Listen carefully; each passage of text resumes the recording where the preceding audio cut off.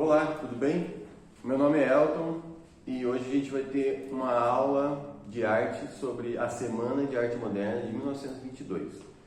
Então, essa semana aí, todo mundo já deve ter ouvido falar, né? Ela é bastante importante para a história da arte brasileira, né?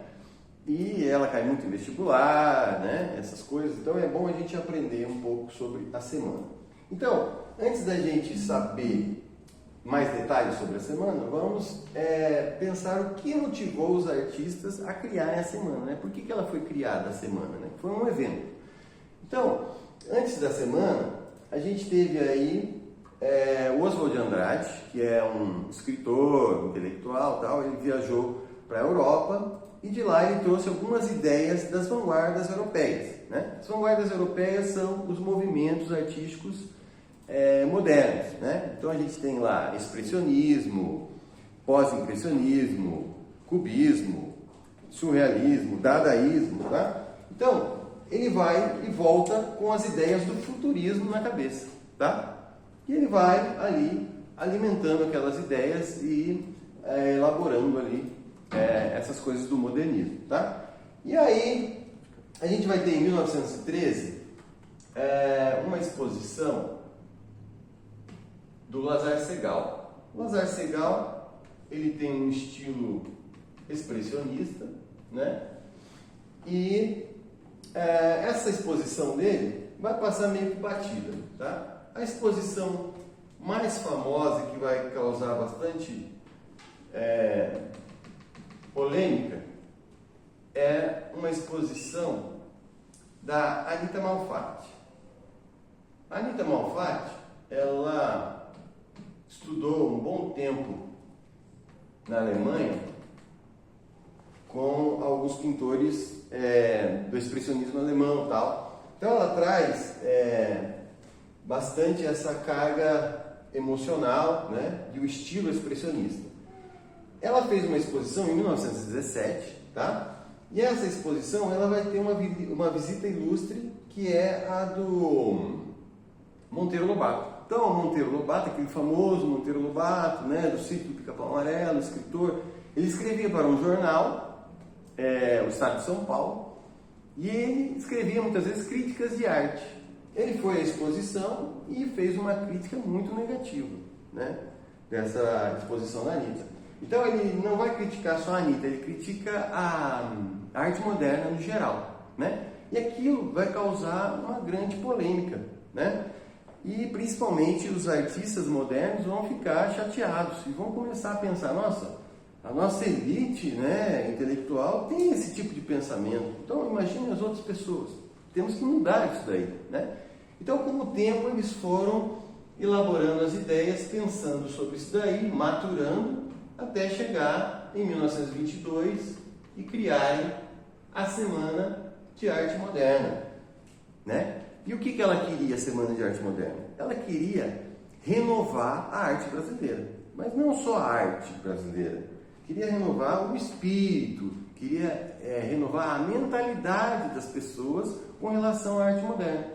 Então, vai ser uma semana repleta assim, de atividades, de exposições. Então, não vai ter só artes plásticas, vai ter lá exposição de esculturas, declamação de poesias. O Heitor Villa-Lobos vai se apresentar lá com, né, uma apresentação musical e tal. Então vai ter vários acontecimentos importantes relativos à arte. Então a gente vai ter o de Cavalcante também, que vai participar da semana de 22, que fez esse cartaz aqui e o catálogo da semana também, tá? Esse é um dos artistas, né, envolvido, ele trabalhou intensamente para a semana acontecer, né? É considerado um dos cabeças, né? Tem o Oswald de Andrade, Mário de Andrade, de Cavalcante, todos esses foram muito ativos para que a semana acontecesse, tá?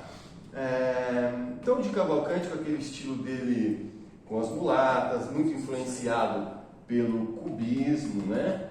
Ele foi muito importante, foi um grande artista brasileiro, né?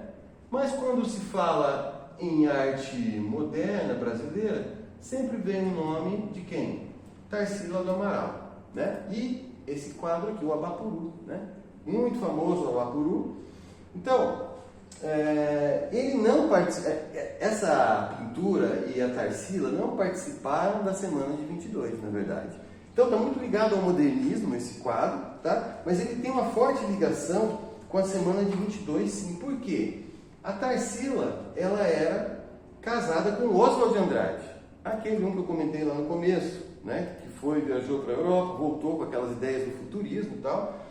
Ele era casado com ela e ela, isso aqui já depois, em 1928, ela deu esse quadro para ele quando ele estava fazendo um aniversário e tal. E o Abapuru, ele nada mais é do que um canibal, né? É representação de um canibal. Mas por que o canibal? Então, o canibal ele vai ter uma simbologia, uma analogia com a questão de que algumas tribos indígenas e tal, que são canibais, elas têm a crença de que se elas comerem a carne do inimigo, elas vão se fortalecer com as qualidades que o inimigo tem. Se ele é inteligente, eu vou ficar mais inteligente. Se ele é forte, eu vou ficar mais forte. Então, qual que é a analogia? A analogia é a seguinte: os modernistas, eles tinham, inclusive lá da Semana de 22, eles queriam se alimentar das vanguardas novas, né? Dos estilos novos que estavam acontecendo, né?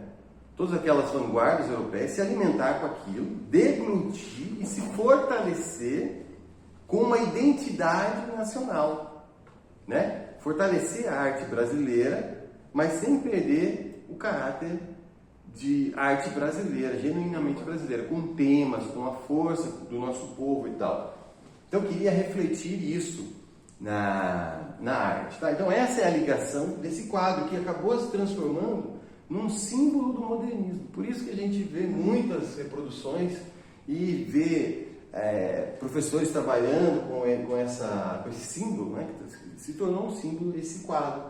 Inclusive, ultimamente a gente viu aí nas manchetes de jornais policiais inclusive, o nome da Tarsila e esse quadro. Talvez você deva ter visto, talvez na TV ou na internet, esse quadro aparecendo, porque ele foi achado lá debaixo de uma cama com vários outros quadros.